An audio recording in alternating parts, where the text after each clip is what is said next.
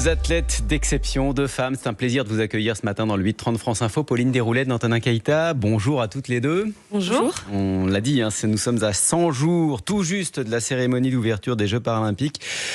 Pauline Desroulettes, première participation en tennis fauteuil. Antonin Keita, multimédaillé en athlétisme, notamment à Rio, médaille d'or sur 400 mètres dans la catégorie malvoyant. Avant de parler de vous, de vos parcours, de vos objectifs pour l'été prochain, Pauline Desroulettes, quel sentiment, quelle émotion domine chez vous quand vous vous projetez vers le 28 août, la cérémonie d'ouverture à des dizaines de milliers de spectateurs sur les Champs-Élysées, 350 millions de téléspectateurs attendus, c'est de l'impatience?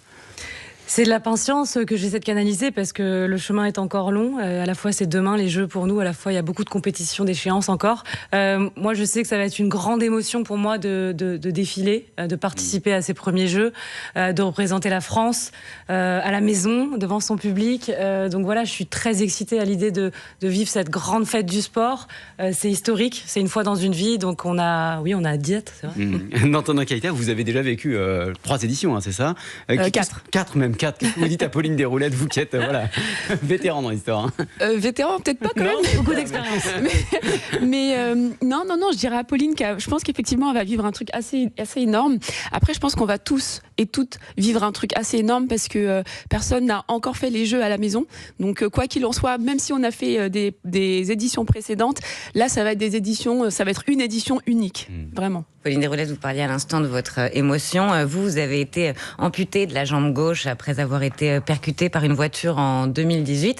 Votre vie a basculé à ce moment-là. C'était il y a 6 ans. Et aujourd'hui, vous participez aux Jeux Olympiques. Comment on en arrive là ? C'est vrai que pour moi, les Jeux paralympiques, ça a été un objectif de vie. Après l'accident dont j'ai été victime, j'ai pensé à un objectif ambitieux, fort, qui pourrait m'aider à rebondir. Et vous l'avez dit d'ailleurs tout de suite après votre accident ? Tout de suite après l'accident, voilà. J'étais déjà très heureuse en tant que Française parisienne de vivre cet événement en tant que spectatrice. Et j'ai basculé dans ma tête, je me suis dit pourquoi pas en être actrice. C'était un pari fou. Mais voilà, ça m'a portée. Et tous les jours maintenant, je me lève, je m'entraîne pour être prête à cet événement et bien sûr moi je suis une compétitrice, je pense comme tous les athlètes, l'important c'est pas uniquement de participer, j'ai envie d'aller plus loin et d'aller chercher une médaille à la maison, d'autant que maintenant qu'on sait à quoi ressemblent les médailles avec un bout de Tour Eiffel dedans, on a envie de les garder à domicile. Vous dites d'une certaine façon que le sport vous a sauvé. Vous, Antonin Keita, vous êtes malvoyante, atteinte d'albinisme. Qu'est-ce qui vous a poussé, malgré ce handicap, malgré cette différence, à devenir cet athlète de haut niveau ? Alors moi, je dirais pas que c'est malgré, je dirais que c'est grâce justement à ma déficience visuelle et à mon albinisme que je suis devenue athlète de haut niveau. Et parce que souvent, quand on parle de handicap, on pense toujours qu'on a quelque chose en moins. Et moi, mon handicap m'a énormément apporté. Et c'est vrai que, et c'est aussi grâce au sport, parce que j'ai pris confiance en moi. J'ai pris conscience aussi que mon handicap pouvait être quelque chose de positif.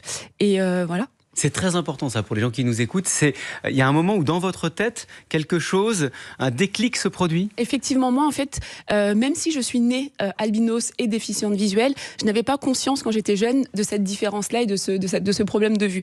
Moi je pensais que se prendre des murs et des vitres, c'était tout à fait normal. Donc effectivement, quand j'ai appris ça, mon monde s'est un peu écroulé et je me suis dit, mais mince, si tout le monde me regarde différemment, c'est que finalement, je suis pas normale. Et si je suis pas normale, c'est que je vais pas être heureuse dans ma vie. Mais à quel moment ce qui est une faiblesse devient une force ? Mais au moment où on décide que notre vie, on n'en a qu'une seule et que personne ne va nous dicter comment on doit la vivre et comment on doit être heureux ou pas. Et à partir de ce moment-là, moi, je me suis dit, mon handicap va me permettre de faire des choses que certaines personnes dites valides ne pourront pas faire. Et comment vous faites pour courir en étant malvoyante ? Alors comment je fais ? Je travaille, je m'entraîne énormément. Je prends des informations qu'une personne bienvoyante ne va pas prendre. Moi j'ai la chance de bien voir les couleurs.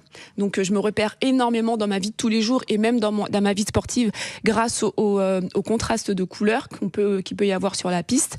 Et puis je me réfère aussi à mes autres sens, notamment l'ouïe, pour justement me diriger plus facilement sur la piste. Et c'est un travail immense, on imagine, Pauline Desroulettes. Pour être sélectionnée pour les Jeux Olympiques, c'est quoi l'entraînement ? Les Jeux paralympiques. Les Jeux paralympiques. Je les ai passés une fois. On dit les Jeux, comme ça on ne se trompe pas. Moi en tennis fauteuil, il faut faire partie du top 25 mondial, donc c'est vraiment une course contre la montre. On a énormément de compétitions pour pouvoir monter dans le classement. Voilà, la sélection officielle se fera un mois avant. Actuellement, je suis 18e mondial. Et l'objectif, c'est plutôt de tendre vers le top 15 et continuer à faire les grands chelems que d'en sortir. Donc voilà, chaque discipline a son cahier des charges pour être qualifié. Toi, tu es déjà qualifié oui, depuis un moment. Et voilà, donc c'est vrai que jusqu'au bout, les athlètes s'entraînent, font des compétitions pour faire partie de cet événement parce qu'on a tous envie d'en être, évidemment. Et si on veut vous voir d'ailleurs, toutes les deux, il faut prendre ses billets. Pourquoi ? Pour ces Jeux paralympiques ? Alors, pour le tennis fauteuil, ça démarre le 30 août jusqu'au 7 septembre. Sur la billetterie officielle des Jeux paralympiques, ça se passera à Roland-Garros pour nous. Et évidemment, on a besoin du plus grand nombre de Français. Voilà, la campagne qu'on a faite, elle résume bien les choses. Il ne manque rien, sauf vous. Nous, on est prêts, on s'entraîne, mais on a besoin des Français pour aller gagner. Ouais, c'est une campagne qui est utile parce qu'aujourd'hui, il manque encore le public d'une certaine manière. Tout le public n'est pas encore au rendez-vous ? Non, tout le public n'est pas encore au rendez-vous, mais on a confiance aux Français. On sait qu'ils seront là, en tout cas on espère qu'ils seront là, parce qu'effectivement, comme l'a dit Pauline, nous on sera prêts. On sera prêts aussi bien sportivement qu'humainement, parce que les Jeux, c'est évidemment d'abord une grande compétition sportive. Les spectateurs vont venir voir de la performance sportive, que ce soit pour les Olympiques ou pour les Paralympiques. Mais il y a aussi une aventure humaine, il y a aussi quelque chose, quand on ressort des Jeux, et notamment des Jeux Paralympiques, on se dit waouh, Arnaud Assoumani l'a dit il y a quelques temps, on vient prendre une vraie claque, et une vraie claque aussi humaine sur le vivre ensemble, sur effectivement, même si au départ on vous dit que c'est pas possible, si c'est possible. Ouais. On va continuer de parler de ça, notamment de l'engouement du public et de l'importance de venir vous voir, en vrai, parce que les billets en effet sont en vente. On va laisser passer le fil info et on va vous retrouver juste après Pauline Déroulède d'Antonin Keita. Le fil info, il est déjà 8h40, Claire Chekaglini. Les corps du président iranien et de son ministre des Affaires étrangères ont été récupérés par les secours. Ebrahim Raïssi, ultra-conservateur, avait durant 30 ans gravi les échelons du système judiciaire avant de devenir chef d'État en 2021. La Nouvelle-Calédonie dispose de 2 mois de stock alimentaire. Information du gouvernement du Caillou. La situation est plus délicate dans la province du Nord qui ne dispose que d'une semaine de réserve. 56 migrants secourus au large de Gravelines dans le Nord hier. Les naufragés avaient demandé assistance, ils ont été ramenés à Calais. Les footballeurs lyonnais miraculés, les joueurs de Pierre Sage accèdent finalement à la Ligue Europa après avoir été lanterne rouge jusqu'à la 15e journée de Ligue 1. Lors de la clôture de la saison hier, ils ont arraché leur place européenne en battant Strasbourg 2-1. Brest disputera la Ligue des Champions.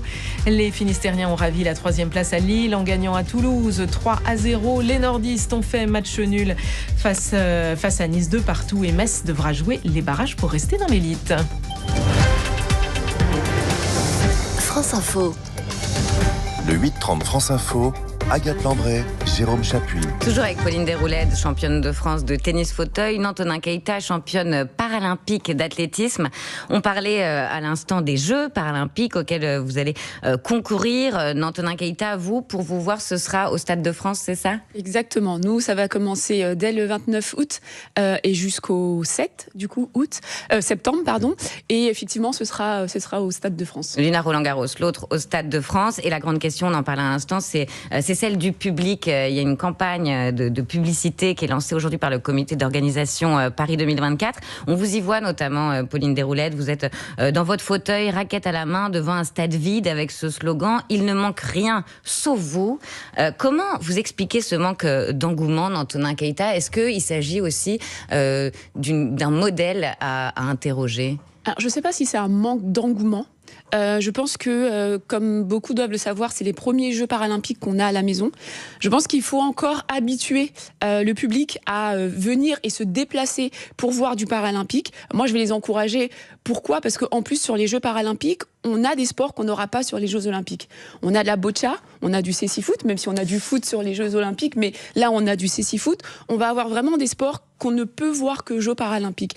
Alors, venez, effectivement, il ne manque plus que vous. La France sera prête, les équipes de France seront prêtes pour vous faire vibrer au maximum. On a entendu des critiques dire que ça se passait aussi au moment de la rentrée scolaire, mais finalement, est-ce que c'est pas justement l'occasion de voir aussi des scolaires venir dans les stades, Pauline Desroulettes? C'est vrai que moi, j'espère qu'il y aura le plus grand nombre d'enfants, parce que les enfants, on les rencontre dans les écoles en tant qu'athlètes quand on a l'occasion. C'est magique pour eux. Il n'y a pas de différence. C'est là qu'on voit vraiment toute l'innocence des enfants, où vraiment on est des sportifs. On va jouer pour la France et ça leur parle. Donc j'encourage tous les parents, avant la rentrée scolaire, d'emmener leurs enfants, de les faire rêver et de voir qu'on peut se dépasser grâce ou malgré, peu importe comment on le prend, avec un handicap. En tout cas, c'est très important d'être au rendez-vous. Donc ça se passera juste avant la rentrée scolaire. L'innocence des enfants, ça veut dire qu'ils vous voient comme des personnes comme les autres, Nantana Keïta? Nous sommes des personnes comme les autres. Non, mais je veux dire, ils ne voient pas votre handicap. Non, je pense que les enfants interrogent le handicap plus que ne critiquent le handicap. Et à partir du moment où on interroge, ça veut dire qu'on a cette conscience-là de « ok, c'est pas tout à fait comme moi, mais c'est ok en fait. Et effectivement, les enfants ont cette insouciance-là.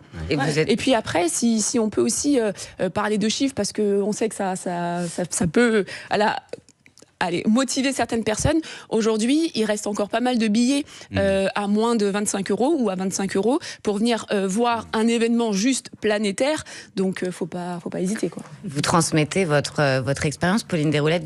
Vous avez pris, je crois, une enfant sous votre aile. Vous pouvez nous raconter. Qu'est-ce que vous pouvez transmettre à ces enfants qui ont des handicaps et qui manquent de confiance en eux, qui se disent... Je pense qu'on a un rôle très important à jouer en tant qu'athlète dans notre société. Malgré moi, oui, j'ai été un modèle pour une petite fille qui s'appelle Cléo, que j'ai rencontrée, qui pensait qu'avec son handicap, il lui manquait une jambe aussi, elle ne pouvait pas faire de sport. Elle se faisait dispenser d'ailleurs de PS à l'école. Et moi, ça m'a contrariée d'entendre ça. Donc, je lui ai fait essayer le tennis fauteuil. Et depuis, elle parle de faire les Jeux de Los Angeles et elle rêve. C'est une petite fille qui rêve. Et ça, c'est la plus belle des récompenses pour moi, d'arriver à convertir des enfants, de leur faire penser que tout est possible, qu'on peut faire du sport avec un handicap.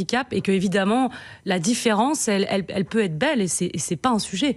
Vous avez fait votre rééducation au contact de soldats blessés, il me semble, donc vous avez été nourri par l'expérience des autres aussi. Effectivement, moi j'ai été hospitalisée à l'hôpital militaire de Percy, donc avec des soldats, des combattants qui revenaient blessés d'opérations extérieures, et ça a été une claque là aussi d'être avec eux à leur côté comme des leurs, parce qu'ils m'ont énormément inspirée, ils m'ont aidé à me relever et voilà, c'est des gens que je n'oublierai jamais et qui m'ont aussi fait croire que tout était possible et réconcilié avec cette nouvelle vie. Donc voilà, je pense que c'est très important d'être inspiré par des modèles. Nous sportifs, on essaye de performer pour faire rêver les enfants et voilà, moi ça a été mon cas, donc j'espère que ça sera le cas dans un futur proche. Mais est-ce que parfois vous n'êtes pas un peu des modèles surplombants? Je pense à des personnes qui vous voient aussi comme justement comme des athlètes d'exception et qui se disent moi ce sera jamais pour moi ça, Nantana Keïta.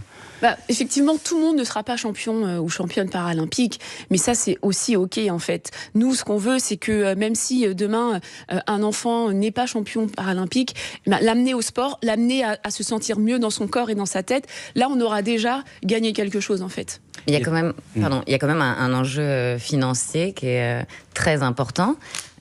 Aujourd'hui, toutes les deux, vous arrivez à vivre de votre sport? Alors oui, oui et non, c'est-à-dire que grâce aux partenaires, au sponsoring, on arrive à pouvoir financer notre saison, pour ma part en tout cas. C'est sponsorisé par LVMH? Oui, notamment. Je suis rentrée dans la famille LVMH qui est artisan du rêve, avec d'autres athlètes comme Marie Patouillet notamment. Et c'est vrai que c'est un énorme atout pour notre carrière, pour notre saison sportive. Ça nous permet de ne pas dépenser d'argent personnel et pouvoir faire les compétitions qu'on veut. Après, pour ma part, le tennis fauteuil, le prize money, ce qu'on gagne dans les tournois est encore malheureusement trop faible. Donc c'est vrai qu'il y a encore des efforts à faire, mais voilà, ça tend à être mieux. Puis moi, je suis de nature très positive. J'espère que plus on verra du parasport, plus l'enjeu financier sera plus important et les athlètes en bénéficieront. Dans Nantana Keïta, il y a encore beaucoup de travail à faire. Vous aussi, vous êtes sponsorisé, mais pour que tous ceux qui ont envie d'accéder à ces rêves-là puissent y arriver. Oui, alors il faut aussi noter le côté positif d'avoir eu les Jeux à la maison. On a eu un bond, effectivement, des partenaires qui se sont aussi intéressés au parasport. Donc j'espère que ça ne va pas s'arrêter au lendemain de Paris 2024. Mais effectivement, il y a eu pas mal de bonnes choses. On espère que ces choses-là vont continuer. Et nous aussi, para-athlètes, on a aussi le devoir de montrer qu'on est là. Via les médias, mais via aussi nos performances sportives, on le fait, et donc on espère que ça va intéresser de plus en plus de partenaires. Pour qu'on ait une idée, après, quand même. Pardon, allez-y. Non, juste, après, il y a le côté partenariat, mais je pense qu'il faut aussi penser au côté la reconversion des athlètes paralympiques, parce que effectivement, quand on est athlète, on pense qu'à s'entraîner, mais il faut savoir que les carrières sportives peuvent s'arrêter du jour au lendemain, peuvent s'arrêter tôt, et c'est vrai qu'avoir des partenaires, c'est bien, mais avoir aussi des entreprises qui nous accompagnent sur notre reconversion en nous disant, ok, là, moi, je te recrute, je te mets un petit peu en stand-by, je te forme. Comme ça, demain, une fois que tu ne seras plus sportif de haut niveau, tu auras quand même un métier, une activité professionnelle que tu auras anticipée. C'est votre cas à vous, d'entendre Tout à fait. Moi, c'est mon cas. Moi, je travaille depuis 2009 pour un groupe de protection sociale. Et ça m'a permis aussi, dans ma carrière de sportif de haut niveau, à certains moments où le sport, c'était compliqué, où j'étais blessée, de me dire, OK, j'ai pas que le sport, quoi. J'ai aussi ma vie de femme que je prépare et ma vie de citoyenne lambda, on va dire. Et au passage, ça joue un rôle évidemment auprès des collègues. Oui. Qui connaissent votre situation, qui vous voient à la télé, qui vous voient, qui vous entendent à la radio. Oui, c'est sûr que ça aide. J'ai juste une question parce qu'on parlait d'argent. Combien ça coûte un fauteuil, par exemple, pour un sportif de haut niveau ? Alors, nous, un fauteuil, c'est vraiment du sur-mesure. Ça dépend vraiment du handicap. Pour ma part, je suis amputée, donc j'ai une coque spéciale en carbone. Voilà, le but, c'est d'avoir des matériaux légers. Tout ça, ça coûte cher. Cette micro-technologie sur-mesure, elle coûte cher parce que... C'est la différence entre les prothèses classiques et les prothèses sportives. Oui, même si les prothèses classiques coûtent aussi cher. Mais c'est vrai que mon fauteuil, faut compter 20 000 €. Donc, c'est vraiment colossal comme somme. Et c'est pour ça qu'effectivement, les partenaires... sont les bienvenus parce que le fauteuil, dans le tennis fauteuil, c'est vraiment un outil essentiel, aussi important que ma raquette. Et il faut que ce fauteuil soit performant. Je passe ma vie à améliorer chaque petit détail parce que chaque détail compte dans la performance et dans le haut niveau. Est-ce qu'on ne dirait pas juste que le fauteuil est même plus important que ta raquette parce que c'est mes jambes. Le fauteuil, c'est mes jambes. C'est clairement, t'as raison. Antonin Keita, Pauline Desroulettes, on laisse passer le fil info. Je trouve juste après, vous êtes avec nous jusqu'à 9h. Il est 8h50, Claire Ceccalini. Le Hamas rend hommage à Ebrahim Raïssi, qu'il qualifie de protecteur des mouvements de résistance.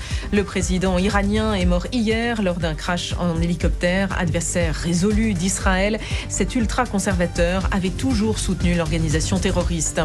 Troisième conseil de défense sur la Nouvelle-Calédonie ce soir à l'Elysée. La maire de Nouméa redoute qu'il soit nécessaire de prolonger l'état d'urgence.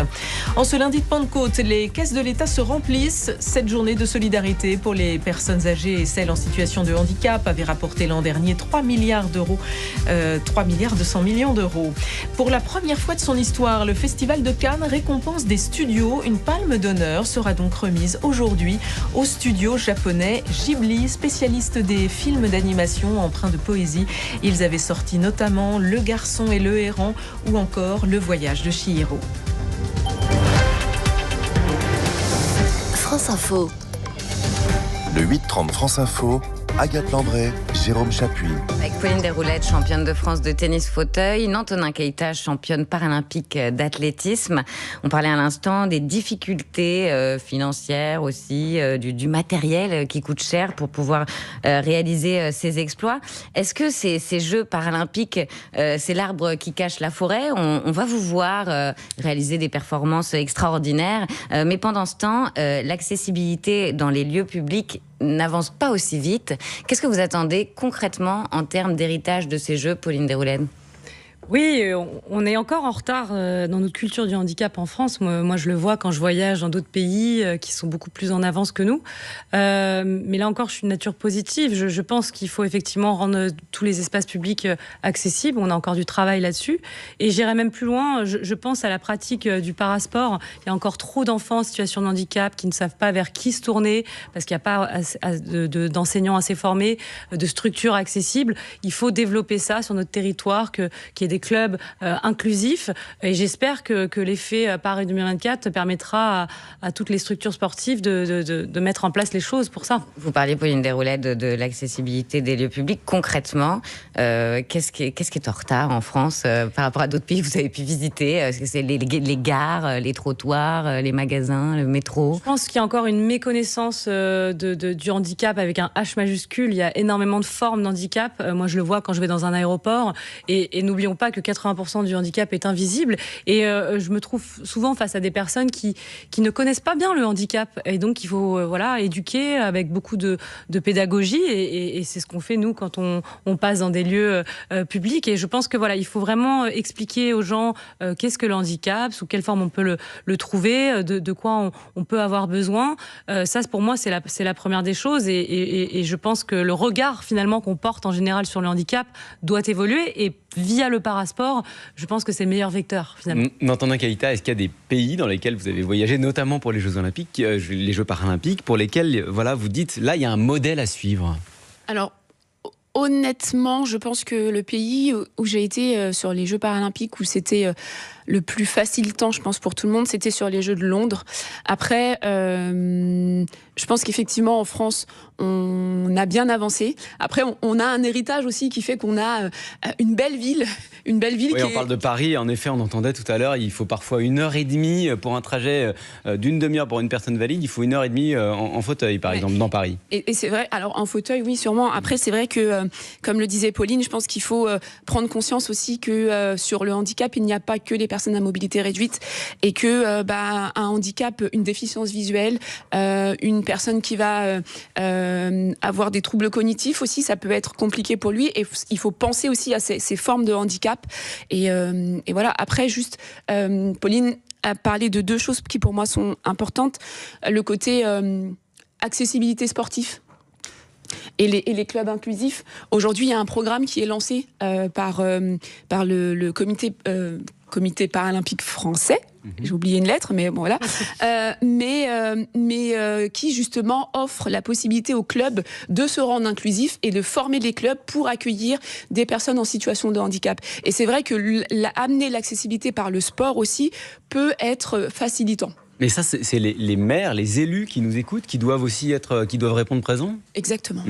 Et ça, c'est aussi, quand vous dites ça, ça me fait aussi penser au fait que le handicap, l'accessibilité, l'inclusion, c'est pas l'affaire d'une personne, deux personnes, c'est l'affaire de tout le monde et que tous ensemble, vraiment, on doit œuvrer pour une société plus inclusive.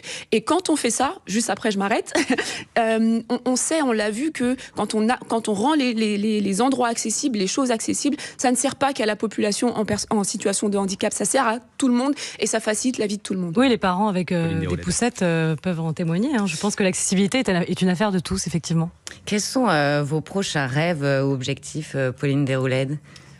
Une fois que vous aurez fait ces Jeux Paralympiques, on vous le souhaite, et que vous aurez remporté des médailles. Écoutez, moi, après les Jeux, c'est vrai que j'ai envie de continuer ma carrière, continuer de faire les grands chelems. Pour nous, c'est les tournois majeurs en tennis. J'ai eu la chance de participer à Roland-Garros, l'US Open, l'Australian Open. Il me manque plus que Wimbledon. C'est des tournois qui font rêver toutes les petites filles qui font du tennis. Et c'est vrai que c'est une chance inouïe de pouvoir y participer. Donc, moi, ça reste un objectif. Et puis, voilà, plus loin, il y a les Jeux de Los Angeles. Est-ce que je serai encore là ? Est-ce que je serai encore bonne ? Je ne sais pas. Los Angeles dans 4 ans.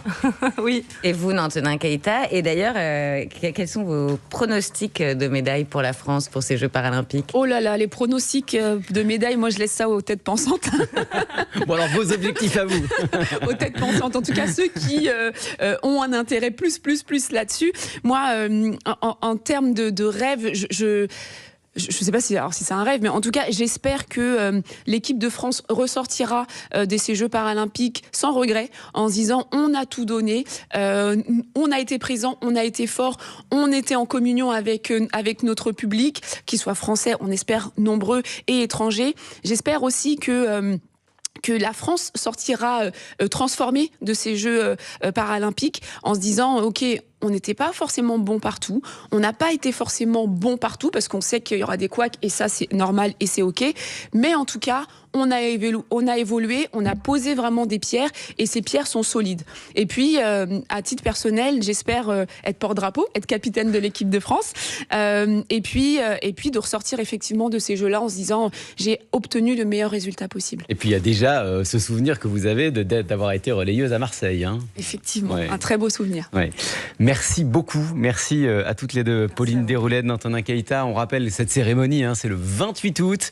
Champs-Élysées, place de la Concorde, 65 000 personnes attendues, 350 millions de téléspectateurs. Merci d'avoir été avec nous sur France Info. J'ajoute que si vous avez des questions sur ces Jeux paralympiques, je vous donne rendez-vous sur le chat de France Info, 10h45 tout à l'heure. Vous y serez d'ailleurs, Pauline Déroulède, avec la présidente du comité paralympique, Marie-Amélie Le Fur. Merci encore. Dans 5 minutes sur France Info, les informés au programme la Nouvelle-Calédonie, mais également l'Iran, après la mort confirmée ce matin du président Ebrahim Raïssi. Quelles conséquences pour le régime, quel risque pour la stabilité de la région? On en parle avec Renaud Dely et ses informés. Ce sera après la météo et le journal. À tout de suite.